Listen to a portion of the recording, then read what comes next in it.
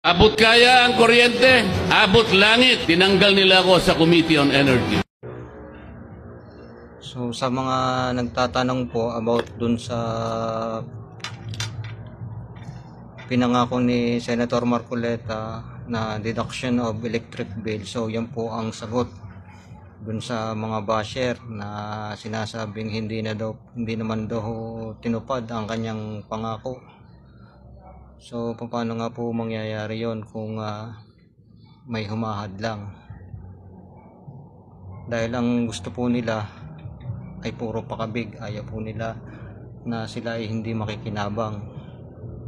Ayaw po nila na ang mamamayang Pilipino ay makaramdam ng ginhawa.